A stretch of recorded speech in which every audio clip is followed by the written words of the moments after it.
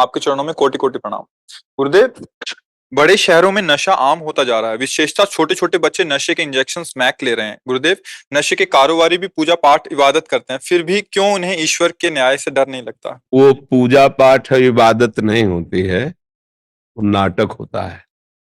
अधर्म आचरण करने वाला, पापाचरण करने वाला, भगवान के वचन है, पापवंत कर सहज स्वभाव, भजन मोर ते भाव न काऊ। यदि नौटंकी नाटक में कोई साधु का वेश रख करके पूरा स्वांग करता है, तो क्या उसको सत्य मार्ग का पथिक माना जाएगा क्या? आप विचार करके देखिए। नाटक में उसने साधु का स्वांग लिया है और पूरा वो साधु का स्वांग कर रहा है, तो क्या वो सत्य मार्ग का पथिक माना जाएगा क्या? क्या वो भगवदी आदर्श पुरुष हो सकता है क्या? नहीं ना। ऐसे ही जो भगवान की आज्ञा का उल्लंघन करके, शास्त्र की आज्ञा का उल्लंघन करके मनमानी आचरण करता है, वो किसी भी तरह की कोई भी पूजा करता हो, वो केवल स्वांग है, पूजा नहीं है। सत्य पर चलने वाला एक भी फूल न चढ़ाए तो उसके पांचों प्राण भगवान में समर्पित है और वो सच्चे पूजा कर रहा है भगवान की। भले वो फूल चंदन न चढ़ाता हो, लेकिन वो सत्य पे चलता है, वो सच्चा पुजारी है। और असत्य आचरण, पाखंड, बेविचार, नाना प्रकार के दोष करता है और बड़ी बड़ी आरती पूजा, तो बिल्कुल वो पूजा नहीं, वो नौटंकी का स्वांग है। वो थोड़ी देर के लिए रोल कर रहा है, उसको कोई भगवान से अपनापन नहीं। भगवान की आज्ञा और भगवान के अनुशासन का यदि त्याग करे तो भगवान का सेवक नहीं कहलाता है, वो केवल नाटक होता है। अब वो किसी भी डिपार्टमेंट का हो, चाहे वो साधु डिपार्टमेंट हो, चाहे वो जनरल डिपार्ट, किसी भी अधिकार पद पे हो, यदि वो सत्य को स्वीकार नहीं करता, हमारी भारतीय शास्त्रीय संविधान को स्वीकार नहीं करता, वो केवल स्वांग है, स्वांग। अच्छा, इन लोगों की जो उन्नति दिखाई देती है, उसका आंतरिक रहस्य है।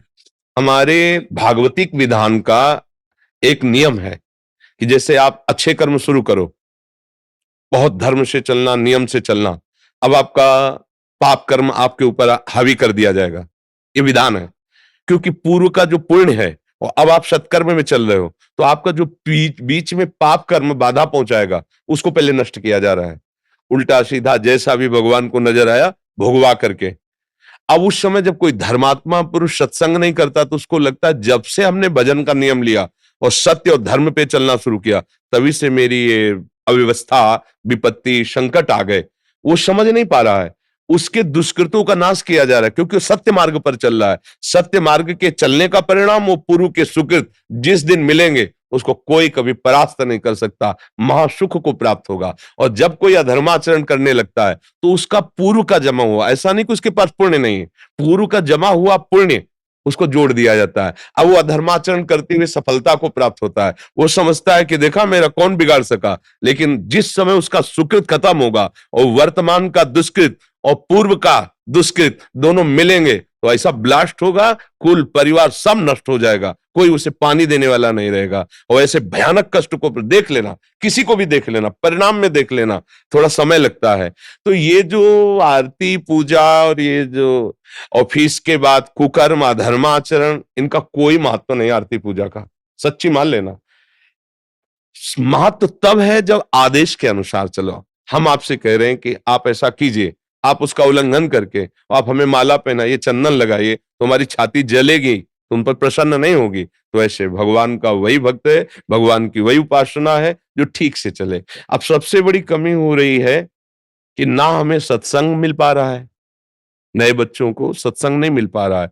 शास्त्र स्वाध्याय की तो कहीं रुचि की गुंजाइश ही नहीं रह गई। तो शास्त्र स्वाध्याय करने पर पुण्य होता है, बुद्धि पवित्र होती है, और फिर मनुष्य का क्या कर्तव्य निर्णय होता है। अब नवयौवन अवस्था में एक आनंद की उमगन होती है, उस उमगन को यदि सही मार्ग में न लगाया गया, तो बेविचार में, व्यसनों में, हिंसा में, इसमें वो पहुंच। अब कैसे सुधारा जा सकता है? क्योंकि सुधरना चाहे तो सुधारा जा सकता है। माता पिता अपने बच्चों को बैठाल करके सतमार्ग का उपदेश करें, पर खुद सतमार्ग में नहीं तो वो कैसे उपदेश करें? अब वो समझ रहे सिगरेट बीड़ी पिताजी मंगा रहे हैं, हम पिए। अब वो बैठे हुए हैं और इतने वो मूढ़ता को प्राप्त हो रहे हैं कि उनको पता नहीं मैं जो आचरण कर रहा हूं हमारे बच्चे अनुकरण करेंगे। वो छोटी मोटी क्रियाओं को देखकर व्यभिचार में प्रवृत्त हो रहे हैं। पहले माता पिता अपने आप को शास्त्रीय सम्मत मार्ग पर लाएं, तब वो बच्चों को उपदेश कर सकते हैं। कई बार हम भी बहुत दुखी हुए हैं कि ये जो समय चल रहा है, ये आगे हमारे देश के लिए, हमारे भविष्य के लिए बहुत हानिकारक है।